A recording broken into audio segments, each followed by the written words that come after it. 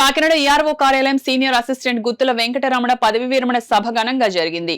ముఖ్య అతిథిగా senior accounts officer K Adinarayanamurthy, accounts officer finance Y Srinivasarao, assistant accounts officer V Chitti Radha, Samalkot assistant accounts officer YVVS Prasad, Kakinada ERO సిబ్బంది, స్నేహితులు, బంధువులు పాల్గొన్నారు.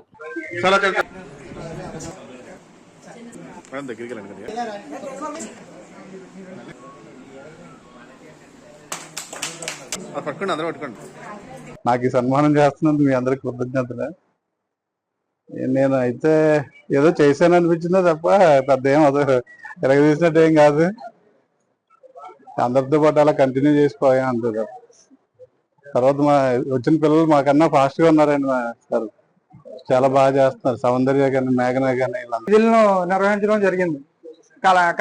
కలెక్షన్స్ కి వెళ్ళడం కానీ ఎస్ఆర్సి ఆర్సీలు ఎవరైనా సెలవుపెట్టినప్పుడు కలెక్షన్స్ కి వెళ్ళడం అవన్నీ చాలా కంట్రోల్ గా చేసేవారు.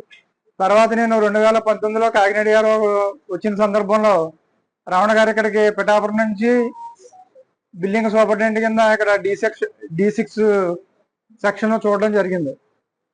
తనకు చాలా ఆయన గురించి ఇంత ముందు మాట్లాడి వక్తలందరూ కూడా చాలా విశదంగా తెలియజేసి ఉంటారు. నేను ఒక 2 విషయాలు తెలియజేయాలని అనుకుంటున్నాను.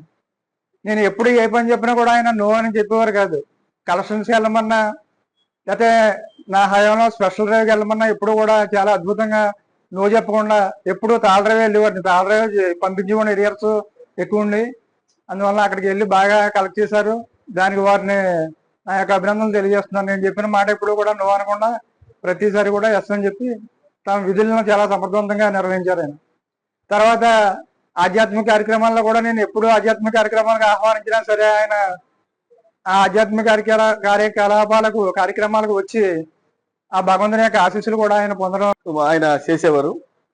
అయితే ఓన్లీ కలెక్షనే కాదు, నేను అబ్జర్వ్ చేసింది డ్రైవ్కి, స్పెషల్ డ్రైవ్కి ప్రైవేట్ లైబ్రరీ లిస్ట్ అబౌవ్ 5000 కానివ్వండి, ఏసీడీ కానివ్వండి, యూడిసి మోర్ దాన్ 4 months కానివ్వండి, అలాగే పంచాయతీ టోకెన్స్ కానివ్వండి, ఇవన్నిట్లో కూడా అంతా ఎప్పుడు కూడా యాక్టివ్గా ఈఆర్ఓలో పనిచేస్తూ కాకినాడ ఈఆర్ఓలో ఆయన యొక్క రోల్ అనే దాన్ని సుస్థిరంగా ఆయన ఏర్పాటు చేసుకున్నారు. అలాగే మేము ఇక్కడికి వచ్చాము. కాకినాడ సర్కిల్కి మేము అక్టోబర్లో రావడం జరిగింది.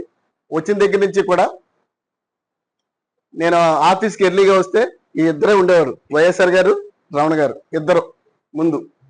ఆ తర్వాత వచ్చిన తర్వాత వాళ్ళు ఎక్కడ డ్యూటీకి వాళ్ళు వెళ్ళిపోవడం జరిగేది.